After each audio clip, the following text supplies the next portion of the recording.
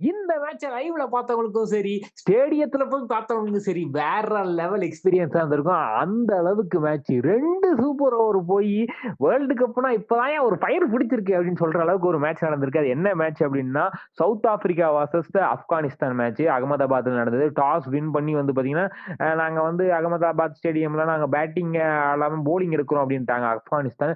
என்னங்க அப்படின்ற மாரி போயிட்டு இருக்கும்போது, சவுத் ஆப்பிரிக்கா வந்து ஓப்பனிங்ல வந்து கேப்டன் விக்கெட் 5 ரன்ல இழந்தாலும் பிரிட்டன் டிகாக்கும் அதுக்கப்புறம் ரயான் ரிங்கில்டனும் வந்து பாத்தீங்கன்னா ஒரு ஆளுக்கு ஒரு 59, 61 எடுத்து வந்து பாத்தீங்கன்னா ஒரு நல்ல ஸ்கோர் குடுத்தாங்க. அதுக்கப்புறம் பிரீவிஸ் ஒரு 23, மில்லர் வந்து நாட் அவுட்டா ஒரு 20 அடிச்சு வந்து பாத்தீங்கன்னா ஓவராலா 20 ஓவருக்கு 187 ரன் 6 விக்கெட் இழப்புக்கு இருக்காங்க. சோ அதை தொடர்ந்து ஆப்கானிஸ்தான் வந்து பாத்தீங்கன்னா பயங்கரமா ஆடுவாங்க எதிர்பார்க்கும்போது இப்ராஹிம் 12 ரன்ல காலி, நபி வந்து பாத்தீங்கன்னா டக் அவுட், அதுக்கப்புறம் அத்தலன் டக் அவுட். என்னங்க இப்படி போயிட்டு இருக்கு அப்படின்னு இருக்கும்போது ஓப்பனிங் ஆன குர்பாஸ் கடைசி வரைக்கும் இருந்து வந்து பார்த்தீங்கன்னா, உயிரை குடுத்தே நம்ம ஆப்கானிஸ்தான் தேசத்தை காப்பாத்துவேன்ற மாரி 42 பாலுக்கு வந்து பார்த்தீங்கன்னா, 84 ரன்னுன்னு வெளுத்து வாங்கிட்டாரு. விஷயம் என்னன்னா, கடைசியில வந்து பார்த்தீங்கன்னா, ஜஸ்ட் அப்படியே இருக்கும்போது வந்து பார்த்தீங்கன்னா, டிராவ் ஆயிருச்சு மேட்ச். என்னங்க ஈஸியா வந்து 3 பாலுக்கு 2 ரன் அடிக்க முடியாதா? உங்கள யார் 2வது ரன் ஓட சொன்னீங்க? பொறுமையா இருந்தாலே உங்க கையில மேட்ச்ங்க அப்டின்னு இருக்கும்போது வந்து பார்த்தீங்கன்னா, சரி சூப்பர் ஓவர் ஆடுவோம் வாங்க ஆப்கானிஸ்தான் திருப்பி ஆடுங்க அப்டின்ற மாரி வந்து பார்த்தீங்கன்னா, மேட்ச் ஆரம்பிச்சது.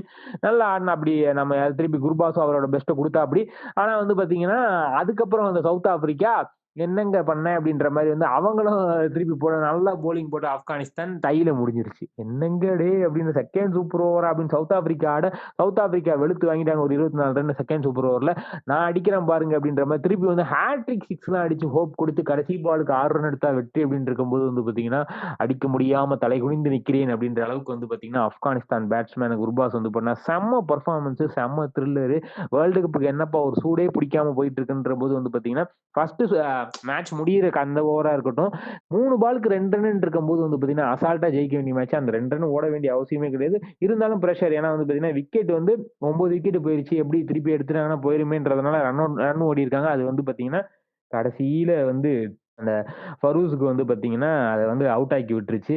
ஏங்க நூர் அகமது நல்லா தான ஆடுனீங்க அப்டின்லாம் இருந்தது. நூர் அகமது கடைசி ஓவர்லாம் சூப்பரா ஆடுனாப்படி. அதுக்கப்புறம் சரி டிராவ் ஆயிருச்சு. சூப்பர் ஓவர்ல நல்லா ஆடுவீங்கன்னு பார்த்தா, நல்லா தான் ஆடுனாங்க. பவுலிங்ல வந்து கிட்ட வந்து அப்டியே டை பண்ணி சொதப்பிட்டாங்க. திருப்பி கடைசி சூப்பர் ஓவர்ல ஹேட்ரிக் 6லாம் அடிச்சு ஹோப் குடுத்து, கடைசி பால்ல வந்து அவர் பெஸ்ட்ட குடுக்காம போயிட்டாரு. இருந்தாலும் நல்ல ஒரு த்ரில்லர் எட்ஜ் மேட்ச். ஏன்னா கூட்டமே கம்மி. அவ்வளோ பெரிய ஸ்டேடியத்துல கூட்டமே இல்ல.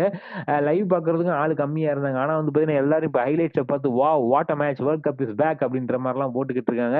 இத பத்தி நீங்க என்ன நினைக்கிறீங்கன்றத கமெண்ட் செக்ஷன் சொல்லுங்க. இந்த வீடியோ உங்களுக்கு பிடிச்சா லைக் பண்ணுங்க, ஷேர் பண்ணுங்க. மறக்காம தினமலர் சப்ஸ்கிரைப் பண்ணுங்க. நன்றி. வணக்கம்.